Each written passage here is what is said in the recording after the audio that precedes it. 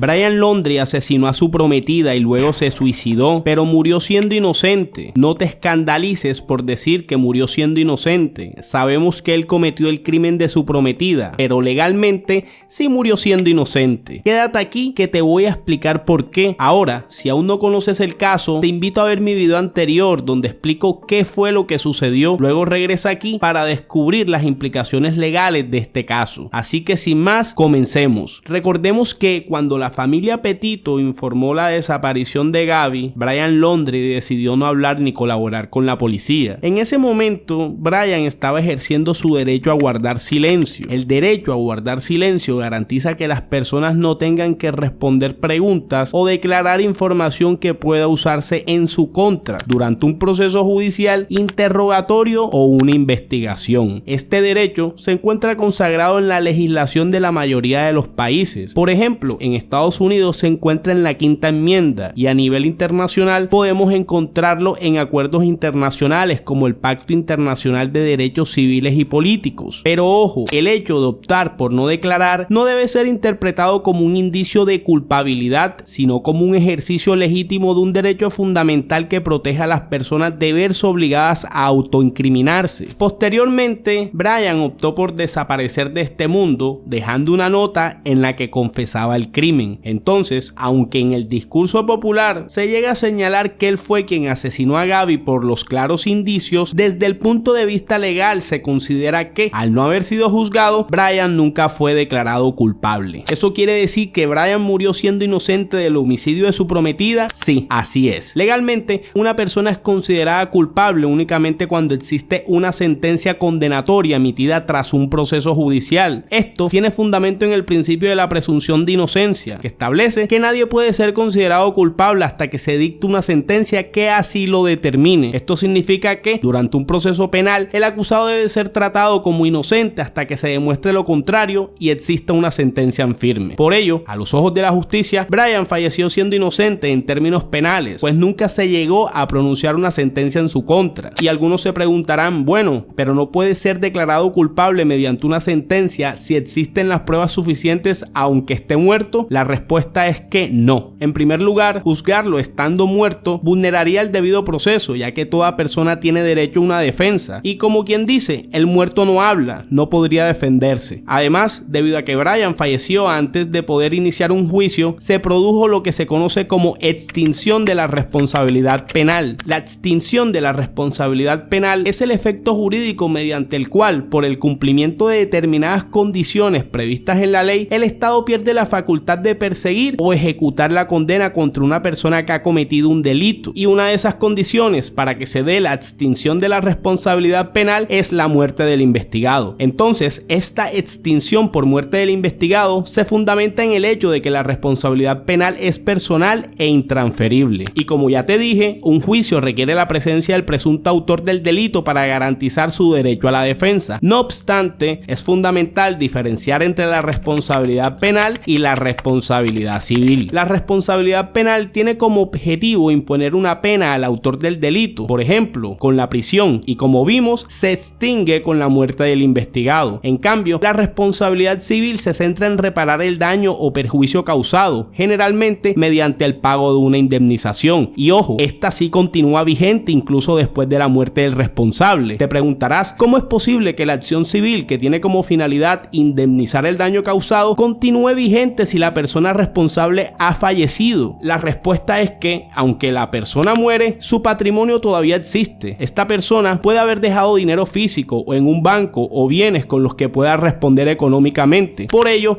la situación patrimonial del causante del daño juega un papel clave en este proceso. Aunque Brian falleció y en consecuencia la responsabilidad penal se extinguió, su patrimonio continuó y se transmitió a sus herederos, en este caso a sus padres, ya que no tenía descendientes. Es por esta razón que la familia Petito presentó una demanda contra los Laundrie debido al daño causado por su hijo. Bueno, pero si el que cometió el daño es quien debe indemnizar, o sea, Brian, ¿por qué se demanda a los padres? Pues, como vimos, ellos son los herederos de su patrimonio, es decir, deben responder con lo que heredaron de Brian. Pero dado que Brian no contaba con un patrimonio económico significativo, la demanda tuvo un carácter meramente simbólico, ya que la responsabilidad civil debe cubrirse con el patrimonio del responsable, o sea, historia, Brian falleció siendo un joven sin recursos con un patrimonio limitado en activos, pero los Petitos no se quedaron así. Posteriormente presentaron otra demanda, pero esta vez sí por una responsabilidad civil en la que los padres de Brian eran considerados presuntos causantes del daño. Resulta que los Petito alegaron que los Laundrie les causaron angustia emocional debido a que presuntamente sabían que Gabby estaba muerta desde que su hijo llegó solo a Florida y optaron por guardar silencio y mucho menos responder a los intentos de contacto de la familia Petito, lo que agravó su sufrimiento. Esto acabó en un acuerdo por $3 millones.